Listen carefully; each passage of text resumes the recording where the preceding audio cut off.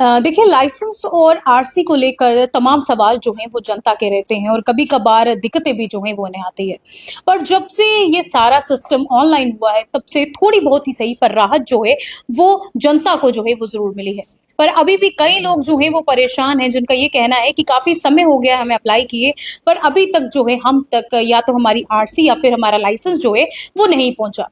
तो कई चीजों पर जो है आज चर्चा करने के लिए और कुछ चीजों पर रोशनी डालने के लिए इस समय हमारे साथ आरटीओ जम्मू जसमीत सिंह जो है वो मौजूद हैं।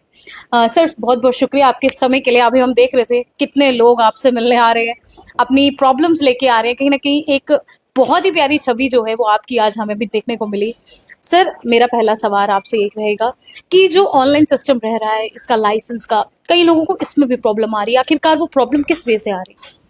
देखें, पिछले तकरीबन मुझे लगता है 1 साल से लाइसेंस के जो प्रिंटिंग थी, जी। प्रिंटिंग में कुछ इश्यूज थे, वो सेटल नहीं हो पा रहे थे टेंडर को लेके। तो हमारे जो वर्दी ट्रांसपोर्ट कमिश्नर साहब हैं, उन्होंने इनिशिएटिव लिया और अब वो अगले 5 साल में किसी को कोई प्रॉब्लम नहीं आने वाली। 1,72,000 के करीब जो लाइसेंस हैं वो 1 से 1.5 महीने में उन लोगों के घरों तक पहुंचे हैं बाई पोस्ट।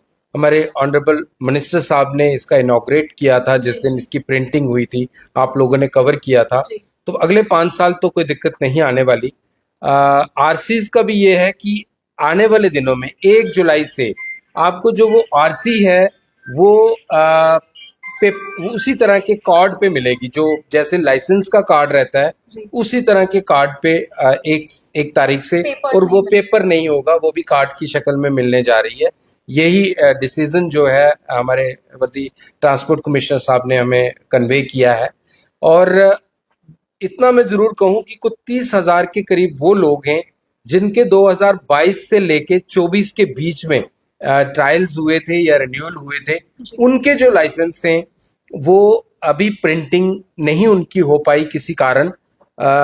लेकिन उनको उसको भी इनिशिएट कर दिया गया है प्रोसेस को, क्योंकि हमने ये संज्ञान में लाया था। हमारे वर्दी ट्रांसपोर्ट कमिश्नर साहब की नॉलेज में ये है और उन्होंने ये कहा है कि अगले 10 से 15 दिन में उन लोगों के घरों में भी वो लाइसेंस जो हैं वो पहुंचेंगे।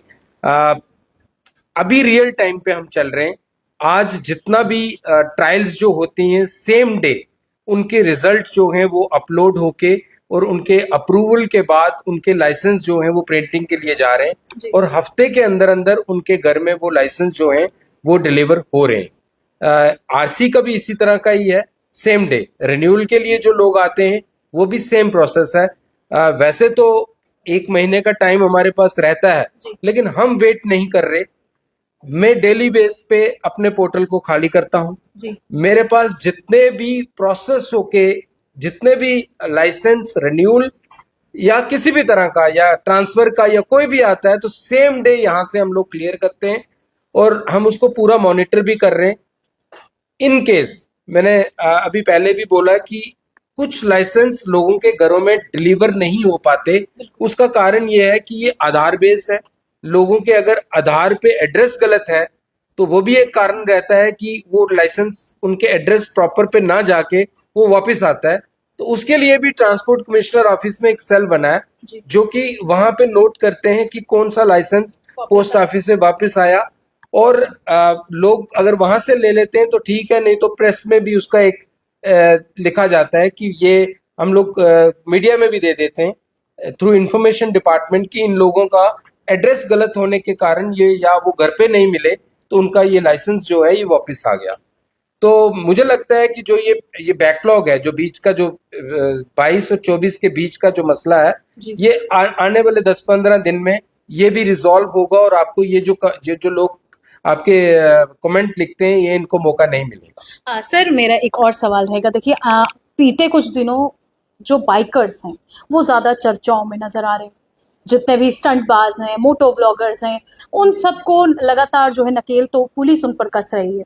लेकिन लोगों का सवाल ये रहता है, जनता का सवाल, जब भी हम ये इन्फॉर्मेशन या फिर ये न्यूज़ शेयर करते हैं, वो हमें हमेशा ये पूछते हैं, उनका ये कहना है कि इन पर सिर्फ दिखावे के लिए ये इस तरीके की एफआईआर रजिस्टर्ड होती है।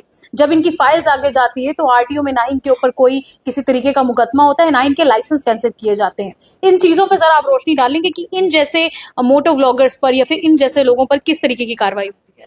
ये बहुत ही बर्निंग टॉपिक है। बड़ा अच्छा किया आपने ये सवाल पूछा। मैं आपको बता दूं कि पिछले 1 महीने में हमने 8 से 10 इस तरह के स्टंट बाइकर्स को बुक किया है। देखें, ट्रैफिक पुलिस कर रही है, जो हमारी एग्जीक्यूटिव पुलिस है वो भी कर रही है, और हमारी एमवीडी की जो टीम्स हैं, एनफोर्समेंट टीम्स, वो भी कर रही है। जी। ये एक आइसोलेट कोई एरिया चुनते हैं ये बच्चे, ये जो ब्लॉगर्स हैं, और वहां जाके ये स्टंट परफॉर्म करते हैं। और कुछ नेशनल हाईवे पे, जैसे सिद्रा वगैरह था, वहां पे भी कुछ स्पॉट थे जहां पे ये नोटिस हुआ।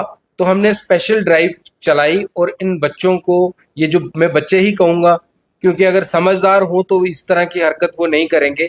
तो ये जो ब्लॉगर्स हैं, ये इनके बहुत से फॉलोअर्स हैं, जी। तो इनको लेके लोग ये एक नेगेटिव चीज को ये फैला रहे हैं। इनको देख के बच्चे जो हैं वो इनके इन्फ्लुएंस में आके वो भी ट्राई करते हैं, फिर एक्सीडेंट अब देख ही रहे हैं कितने हो रहे हैं।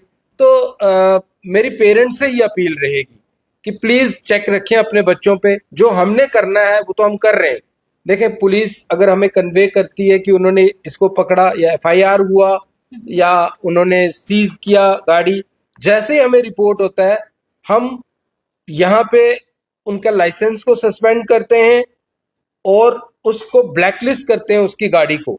और अगर संगीन कहीं अगर हमारे नोटिस के बाद, हमारे समझाने के बाद भी अगर वो नहीं मानते, तो उस कंडीशन में हम उनकी गाड़ियां जो है वो सीज भी करते हैं, जो कि हमने इनिशियली की भी थी। जी।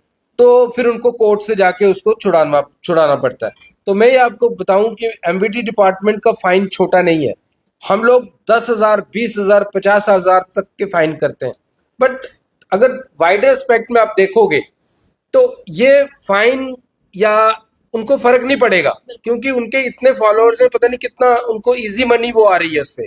तो हमारा ये रहा कि हमने उनकी काउंसलिंग की, उनके पेरेंट्स को यहाँ बुलाया, मैंने खुद अटेंड की उनकी काउंसलिंग। मेरी एनफोर्समेंट जो टीम थी, एआरटीओज है मेरे यहाँ, सबने मिलके उनकी काउंसलिंग की और उनको समझाया।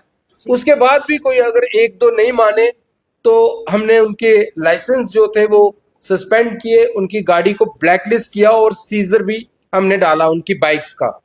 तो कुछ को हमने ये सजा दी कि अब आप हमारे लिए काम करोगे, हमारे ट्रांसपोर्ट डिपार्टमेंट के लिए, ट्रैफिक विभाग के लिए आप ब्लॉग बनाओगे, और जो बच्चे जो आपको फॉलो कर रहे हैं, जो लोग, उनको रूल्स, ट्रैफिक रूल्स के बारे में आप अवेयर करोगे। तो कुछ बच्चों ने वो शुरू भी किया, बड़ा अच्छा लगा। तो मुझे उम्मीद है कि जो मैं आपके माध्यम से सबको ये रिक्वेस्ट करूंगा, खासतौर पे पेरेंट्स को, हर जगह मैं एक ही बात बोलता हूं कि रीटेक नहीं है, लाइफ में रीटेक नहीं है। जी, बिल्कुल। ये जो आप लोग देखते हो, मूवीज में देख रहे हैं ये बच्चे, ये रियलिटी शोज में ये देख रहे हैं, वो हमें तो दिख रहा है लेकिन वो रीटेक्स हैं वहां पे 10-10, 20-20। लेकिन जो आप कर रहे हो लाइफ में रीटेक नहीं है। जान एक ही बार मिली है, या तो बंदा एक्सीडेंट हुआ गया तो वो बात अलग है, लेकिन जब आप इंजर्ड होते हो, स्पाइनल कॉर्ड की इंजरी है, अब पैरालिसिस हो जाता है, आप सोचो पूरे परिवार की क्या पोजीशन, पूरा का पूरा परिवार जो है वो खत्म।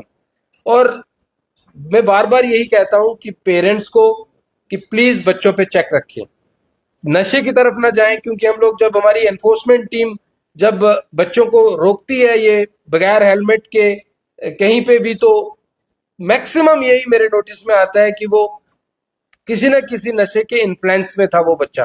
तो एक ये भी बहुत बड़ी लानत है। तो पेरेंट्स को प्लीज रिक्वेस्ट है कि इस पे नजर रखें। बाइक लेके दे दी गई तो ये कोई बड़ी बात नहीं होगी। बाइक हमारी सहूलियत के लिए है कि हम इजिली अपने रोजमर्रा के काम जो है वो कर लें, लेकिन वो फन के लिए नहीं है कि रोड पे हम लोग उसको चलाएं, हमारे बच्चे चलाएं, बगैर हेलमेट के चलाएं।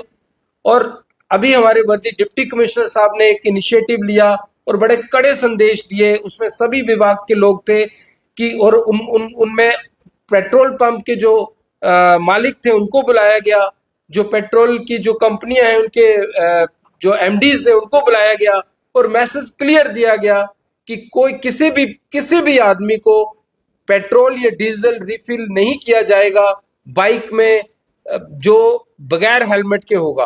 तो अगर ये पाया गया, सीसीटीवीज हर जगह इंस्टॉल्ड हैं, रैंडमली हमारी टीम्स जो है वो चेक कर रही हैं पेट्रोल पंप्स पे, और अगर कोई पाया गया कि किसी भी पेट्रोल पंप ने किसी भी आदमी को, शख्स को, बच्चे को जो कि विदाउट हेलमेट था उसको अगर ऑयल उसका रिफिल किया तो उसके खिलाफ भी उतनी ही बड़ी कार्रवाई की जाएगी। तो अपनी तरफ से सरकार पूरी कोशिश कर रही है, एडमिनिस्ट्रेशन पूरी तरह से है, अवेयरनेस कैंप भी किए जा रहे हैं, बट फिर भी मेरी मेन वही जो रिक्वेस्ट है वो पेरेंट्स से ही रहेगी कि वो प्लीज देखें और इस पे वही चेक ज्यादा हमसे रख सकते हैं।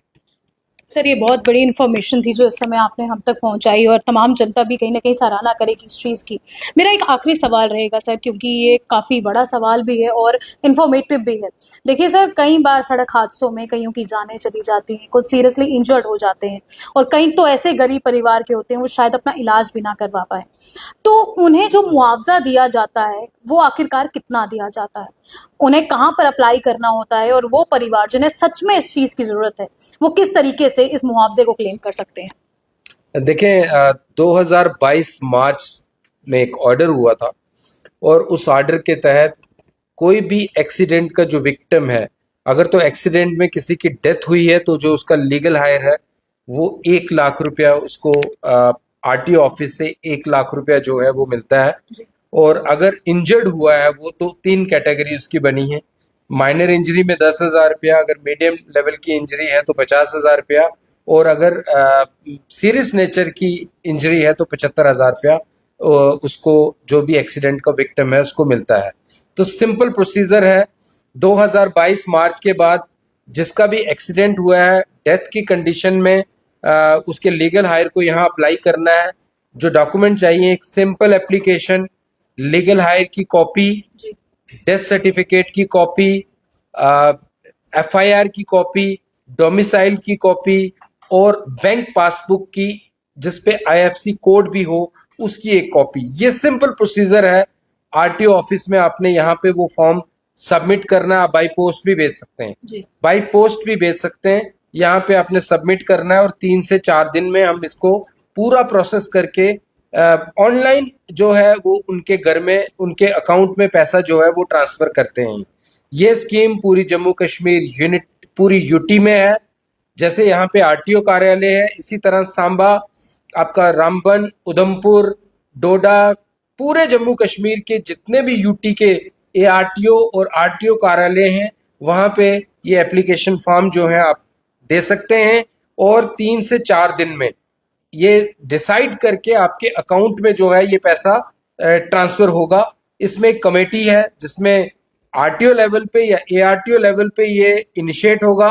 मेंबर सेक्रेटरी हैं वो, chief medical officer concern district के मेंबर हैं और एसएसपी ट्रैफिक इसमें मेंबर हैं, और चेयरमैन जो हैं वो वर्दी डिप्टी कमिश्नर साहिबान जो हैं वो चेयरमैन रहते हैं। तो ये बाय सर्कुलेशन ये फाइल में 3 से 4 दिन में हम लोग ये थ्रू करवा के उनके अकाउंट में ये पैसा जो है वो ट्रांसफर करवा देते हैं। बहुत बहुत शुक्रिया सर, ये बहुत ही बड़ी इन्फॉर्मेशन थी जो हमने आपसे पूछी।